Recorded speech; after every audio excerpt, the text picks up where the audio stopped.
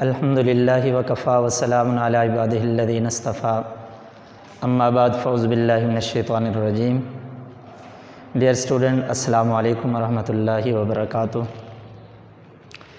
جیسا کہ آپ کو معلوم ہے، ہمارے 7 لیکچر پہلے ہو چکے ہیں سورہ انفال کے، تو آج ہمارا لیکچر نمبر 8 ہے۔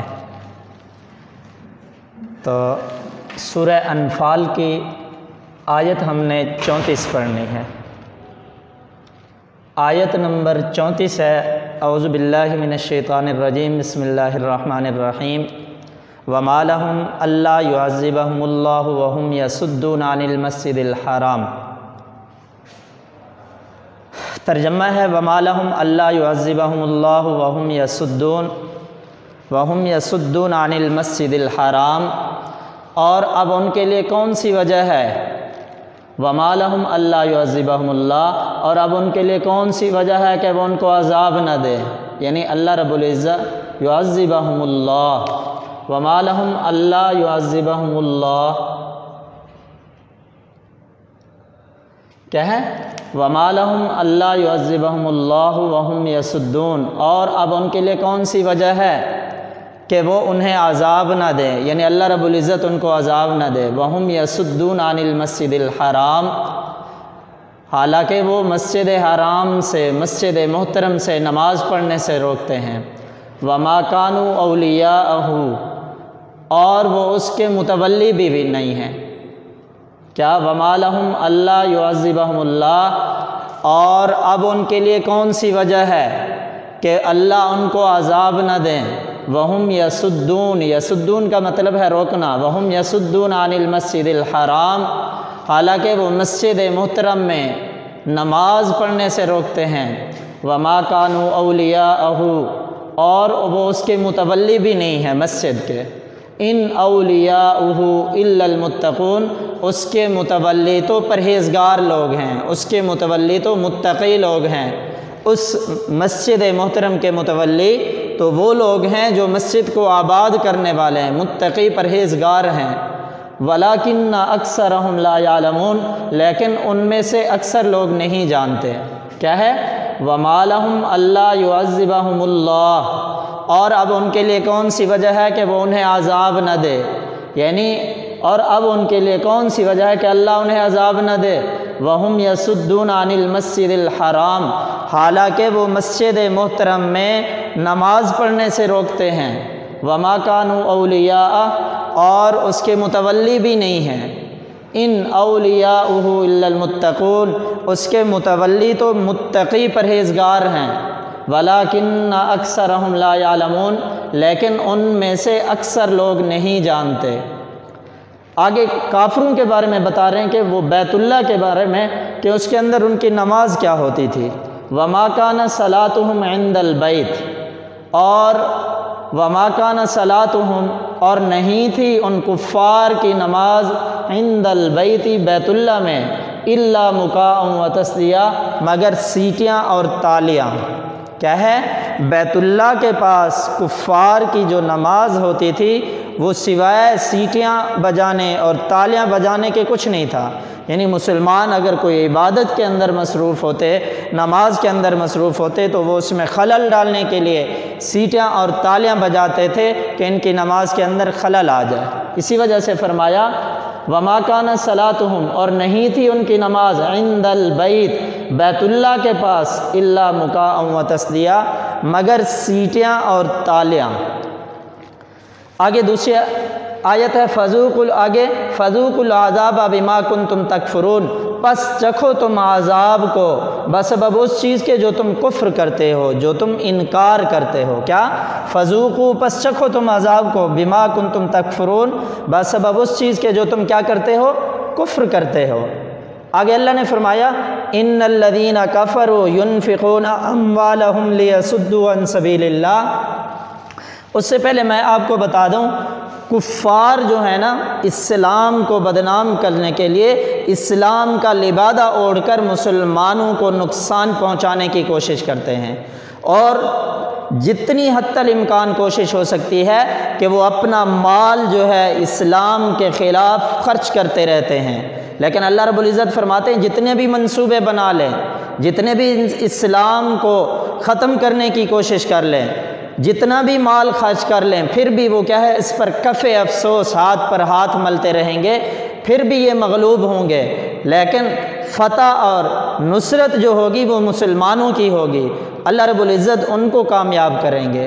یہی بتا رہے ہیں ان الذین کفروا، اور وہ لوگ جو کافر ہیں، ینفقون اموالہم، خرچ کرتے ہیں اپنے مال کو، لیصدوا عن سبیل اللہ، یہ کہ وہ روکیں اللہ کے راستے سے، فَسَيُنْفِقُونَهَا، پس ان کا مال خرچ کرنا، ثُمَّ تَكُونُ عَلَيْهِمْ، ہوگا ثُمَّ تَكُونُ عَلَيْهِمْ حَسْرَةً، ہوگا ان کے لیے موجب افسوس، ثُمَّ يُغْلَبُونَ، پھر بھی وہ اس میں مغلوب کیے جائیں گے۔ آپ دیکھیں کیا کہا، وہ لوگ جو کافر ہیں خرچ کرتے ہیں اپنے مال کو، لِيَصُدُّوا عَن سَبِيلِ اللَّهِ، یہ کہ وہ اللہ کے راستے سے روک دیں، فَسَيُنْفِقُونَهَا ثُمَّ تَكُونُ عَلَيْهِمْ، پھر بھی ان کے لیے موجب افسوس ہوگا، ثُمَّ يُغْلَبُونَ، پھر وہ مغلوب کیے جائیں گے۔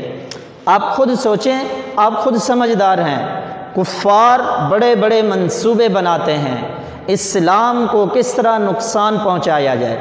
اب میرے اور آپ کے پاس آپ دیکھیں کہ ایک موبائل ہے، موبائل کے اندر نقصانات بھی ہیں اور فائدے بھی ہیں، فائدے بہت کم ہیں اور نقصانات بہت زیادہ ہیں۔ حالانکہ اللہ کا قرآن بھی کہہ دے، اللہ کے قرآن نے 1400 سال پہلے کہہ دیا، وَهَدَيْنَاهُ النَّجْدَيْنِ، میں نے دو راستے دیے، نیکی کا بھی بدی کا بھی، اگر نیکی کے راستے کو اختیار کرو گے اللہ دنیا اور آخرت دونوں کو کامیاب کریں گے، اگر بدی کے راستے کو اپناؤ گے تو دنیا اور آخرت دونوں میں ناکام ہوں گے۔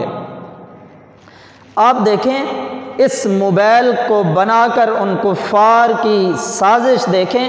ہم پہلے سنتے تھے کہ لوگ جاتے ہیں مثال کے طور پر سینما گھروں میں فلم دیکھنے کے لیے یا ڈرامہ دیکھنے کے لیے، اس طرح جاتے تھے، اور الا قلیل چند بندے ہوتے تھے اور سفر کر کے جاتے تھے، لیکن ان کی ایک سازش کام کر گئی، انہوں نے ہر مسلمان مرد اور عورت، لڑکا ہے یا لڑکی ہے، سب کے ہاتھ میں یہ موبائل تھما دیا۔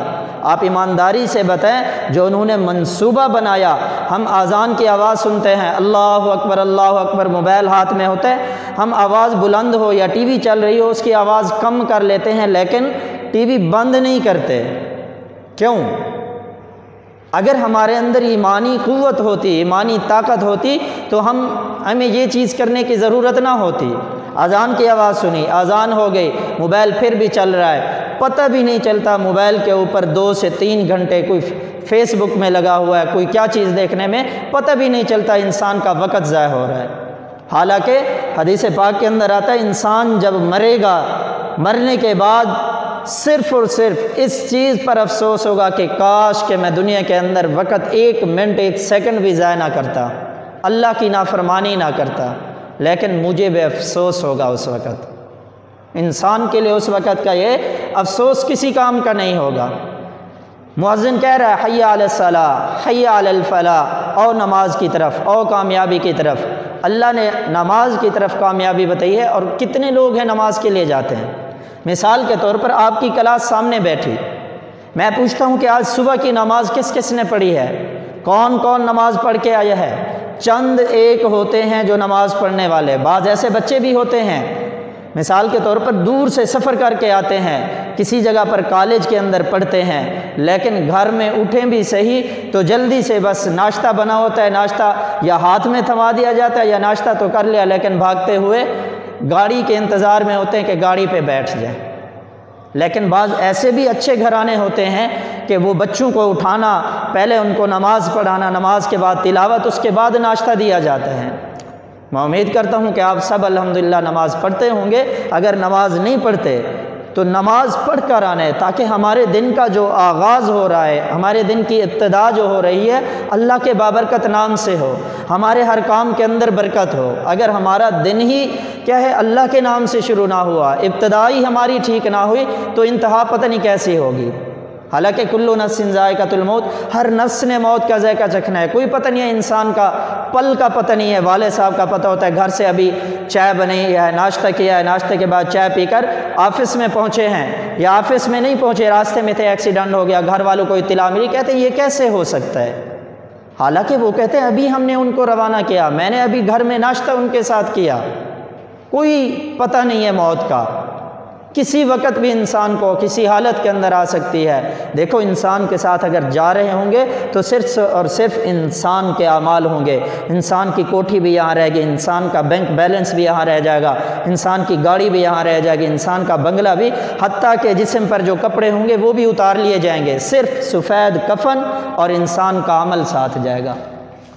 تو کیا ہے، کافر لوگ اپنا مال خرچ کرتے ہیں تاکہ وہ اللہ کے راستے سے روکیں، فَسَيُنْفِقُونَهَا، پھر ان کا خرچ کرنا ہوگا موجب افسوس، پھر وہ اس میں مغلوب کیے جائیں گے۔ آگے فرمایا وَالَّذِينَ كَفَرُوا إِلَىٰ جَهَنَّمَ يُحْشَرُونَ، اور جو کافر ہیں وہ جہنم کی طرف جمع کیے جائیں گے، اور جو کافر ہیں وہ جہنم کی طرف جمع کیے جائیں گے۔ آگے اللہ نے فرمایا لِيَمِيزَ اللَّهُ الْخَبِيثَ، تاکہ اللہ جدا کر دے ناپاک کو پاک سے، وَيَجْعَلَ الْخَبِيثَ بَعْضَهُ عَلَىٰ بَعْضٍ، اور بنا دے ناپاک کو ان میں سے بعض کو بعض پر، فَيَرْكُمَهُ جَمِيعًا، ایک ڈھیر، فَيَجْعَلَهُ فِي جَهَنَّمَ، پس ان کو ڈال دے جہنم میں، أُولَٰئِكَ هُمُ الْخَاسِرُونَ، یہی وہ لوگ ہیں جو خسارہ پانے والے ہوں گے۔ تاکہ جدا کر دے اللہ ناپاک کو پاک سے، اور بنا دے بروں کو ان میں سے بعض کو بعض پر ایک ڈھیر، فَيَجْعَلَهُ فِي جَهَنَّمَ، اور ان کو ڈال دے جہنم میں، أُولَٰئِكَ هُمُ الْخَاسِرُونَ، یہی لوگ خسارہ پانے والے ہوں گے۔ آج ہمارا یہ رکوع مکمل ہوا، تو اس رکوع کے اندر جو آگے الکلمات والتراکیب مشقی سوالات ہوتے ہیں، اس سے پہلے الفاظ مانی ہے۔ پہلا الفاظ ہے یثبتو، یثبتو کا مطلب ہے قید کر دیں، وہ قید کر دیں۔ اساطیر الاولین، پہلوں کی کہانیاں، پہلوں کے قصے، حکایتیں وغیرہ۔ مکان کا مطلب ہے سیٹیاں، تصدیہ کا مطلب ہے تالیاں۔ فیرکمہ، وہ جمع کرے اسے، جس طرح یہ آیت فیرکمہ جميعا، وہ انہیں ایک ڈھیر بنا دے، جمع کر دے۔ تو کیا ہے، یثبتو، وہ قید کر دیں، اساطیر الاولین، پہلو کی کہانیاں، مکان سیٹیاں، تصدیہ کا معنی تالیہ، فیرکمہ، وہ جمع کرے اسے۔ آگے ہمارا سبق جو ہے مشقی سوال کے اندر جو پہلا کوشچن ہے، پہلا سوال ہے، اس سبق میں تقوی کے کیا انعامات بیان کیے ہیں؟ تو آپ دیکھیں کہ آپ کا یہ جو رکوع ہوا شروع، یا ایھا الذین آمنوا ان تتقوا اللہ یجعل لکم فرقانا ویکفر عنکم سیئاتکم ویغفر لکم واللہ ذو الفضل العظیم، اس آیت کے اندر جو پہلی آیت ہے اس رکوع کی، تو اس کے اندر اس کا انعامات ذکر کیا گیا ہیں۔ ایمان والوں کو کہا جا رہا ہے کہ اے ایمان والو، اگر تم اللہ سے ڈرو گے تو اللہ تمہارے لیے امر فارغ پیدا کر دیں گے۔ مطلب کیا ہے کہ آپ کو دوسرے لوگوں سے ممتاز کر دیں گے، آپ کو جدا کر دیں گے، آپ کو اللہ الگ کر دیں گے۔ وَيُكَفِّرَ عَنْكُمْ سَيِّئَاتِكُمْ، اللہ فرما رہے ہیں تمہاری سیئات، تمہارے گناہ جو ہوں گے ان کو مٹا دیا جائے گا، بالکل صاف کر دیا جائے گا، ختم کر دیا جائے گا۔ وَيَغْفِرْ لَكُمْ، اور اللہ تمہیں معاف فرما دیں گے۔ کس وجہ سے؟ وَاللَّهُ ذُو الْفَضْلِ الْعَظِيمِ، کیونکہ اللہ بڑے فضل والے ہیں۔ تو وہ آیت مکمل جو ہوگی اس کا جواب ہوگا۔ اس سبق میں تقوی کے کیا انعامات بیان ہوئے، تو رکوع جہاں سے شروع ہوا یا ایھا الذین آمنوا ان تتقوا اللہ سے، وہ والی آیت ترجمہ یا اس کے اندر جو وضاحت ہے وہ لکھ لیں۔ دوسری یہ ہے وَإِذْ يَمْكُرُ بِكَ الَّذِينَ كَفَرُوا، میں کس واقعہ کی طرف اشارہ ہے؟ آپ دیکھیں اگر اس آیت کا ترجمہ کرے تو ترجمہ بھی کر سکتے ہیں، وَإِذْ يَمْكُرُ بِكَ الَّذِينَ كَفَرُوا لِيُثْبِتُوكَ أَوْ يَقْتُلُوكَ أَوْ يُخْرِجُوكَ وَيَمْكُرُونَ وَيَمْكُرُ اللَّهُ وَاللَّهُ خَيْرُ الْمَاكِرِينَ۔ واقعہ اس طرف اشارہ ہے کہ دار الندوہ میں کفار نے جب بیٹھ کر ایک منصوبہ بنایا، ایک میٹنگ بنائی کہ نعوذ باللہ آپ صلی اللہ علیہ وسلم نے جو تبلیغ کا کام شروع کیا ہے دن بدن پھیلتا جا رہا ہے، اس کو کیسے روکا جائے۔ تو اس منصوبے کے اندر، اس منصوبے کے تحت تین باتیں مشورے میں دی گئی کہ نعوذ باللہ آپ صلی اللہ علیہ وسلم کو قید کر دیا جائے، یا آپ صلی اللہ علیہ وسلم کو قتل کر دیا جائے، یا آپ کو جلا وطن کر دیا جائے۔ تو اللہ رب العزت نے فرمایا وہ وہاں چال چل رہے تھے، منصوبہ بنا رہے تھے، لیکن اللہ کی ذات بھی منصوبہ بنانے والی ہے۔ اللہ رب العزت نے یہ سارا واقعہ، کیونکہ اللہ بہترین چال چلنے والے تھے، وحی کے ذریعے سارا واقعہ پیغمبر کو بتا دیا۔ تو اس آیت کا وَإِذْ يَمْكُرُ بِكَ الَّذِينَ كَفَرُوا میں کس واقعہ کی طرف اشارہ ہے، مکمل اس آیت کا ترجمہ دیکھ لینا۔ آگے کفار کے مطالبے کے باوجود اللہ نے ان پر عذاب کیوں نازل نہ کیا؟ دیکھو جب تک کوئی پیغمبر اپنی قوم کے اندر جہاں پر پیغمبر کو بھیجا گیا ہے وہ پیغمبر موجود ہوتا ہے تو اس کے موجود ہوتے ہوئے اللہ رب العزت ان پر عذاب نازل نہیں کرتے۔ دوسرا، ان کے اندر استغفار کرنے والوں کے موجود ہونے کی وجہ سے اللہ رب العزت ان پر عذاب نہیں کرتے، یعنی اللہ نے اس وجہ سے ان کے مطالبے کے باوجود عذاب نازل نہ کیا۔ ایک تو پیغمبر کا موجود ہونا، دوسرا کیا ہے استغفار کرنے والوں کا موجود ہونا۔ آگے وہی تیسرا سوال جو ہے اس کے اندر، یہ پہلا سوال اس سبق میں تقویٰ کے کیا انعامات بیان ہوئے، دوسرا سوال وَإِذْ يَمْكُرُ بِكَ الَّذِينَ كَفَرُوا میں کس واقعہ کی طرف اشارہ ہے، آگے کفار کے مطالبے کے باوجود اللہ نے ان پر عذاب کیوں نازل نہ کیا۔ اگر جو بتایا ہے وہ لکھنا ہو ٹھیک، ورنہ یہ آیت جو ہے اس کا جواب ہے وَمَا كَانَ اللَّهُ لِيُعَذِّبَهُمْ وَأَنْتَ فِيهِمْ، یہ ہے تو چوتھے سوال کا جز نمبر 1 الف کہ وَمَا كَانَ اللَّهُ لِيُعَذِّبَهُمْ وَأَنْتَ فِيهِمْ، اور اللہ ایسا نہیں تھے کہ ان کو عذاب دیں اور آپ ان میں موجود ہوں، یعنی پیغمبر کے موجود ہونے کی وجہ سے اللہ ان پر عذاب نہیں دیں گے۔ وَمَا كَانَ اللَّهُ مُعَذِّبَهُمْ، اور نہ ہی اللہ ایسے تھے کہ ان کو عذاب دیں اور وہ استغفار کرنے والے ہوں۔ ایک تو پیغمبر کا موجود ہونا، دوسرے استغفار کرنے والوں کا موجود ہونا۔ یہ جو چوتھا سوال ہے اس کے اندر ان آیتوں کا مطلب ہوتا ہے کہ ان کا ترجمہ بتائیں۔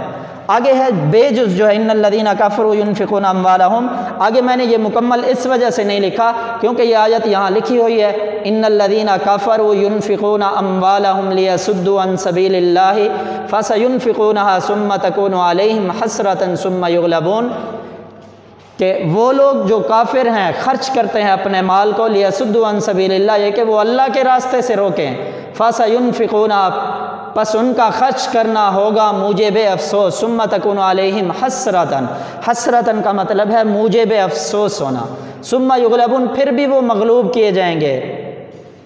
تو اس آیت کا یہ ترجمہ ہو گیا۔ تو آج کا ہمارا جو سبق شروع ہوا سورہ انفال کی آیت نمبر 34 سے شروع ہوا اور 37 تک آج ہم نے مکمل آیتیں پڑھ لی ہیں۔ تو اس رکوع کے اندر یہ جو الفاظ مانی ہیں ان کو صحیح طریقے سے یاد کرنا ہے۔ یہ تسدیہ، مکاءن اور یثبت اساطیر الاولین، یہ اہم الفاظ ہیں کہ آپ سے MCQs کے اندر بھی پوچھے جا سکتے ہیں، ان کے الفاظ مانی بھی۔ دوسرا یہ مشقی سوال بتا دیا کہ رکوع کی پہلی آیت ہوگی اس کا جواب یا ایھا الذین آمنوا ان تتقوا اللہ یجعل لکم فرقانا ویکفر عنکم سیئاتکم ویغفر لکم ذنوبکم ویغفر لکم واللہ ذو الفضل العظیم۔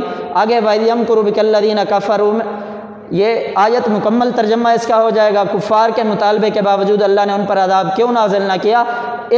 یہ آیت بھی اس کا جواب ہو سکتی ہے جو الف جو اس کے اندر نیچے مشقی سوال نمبر 4 کے اندر لکھی ہوئی ہے۔ تو اس کو کوشش کرنا ہے صحیح طریقے سے اس کو یاد کرنا ہے۔ اللہ تعالی ہمیں اس پر عمل کرنے کی توفیق عطا فرمائے۔ السلام علیکم ورحمۃ اللہ۔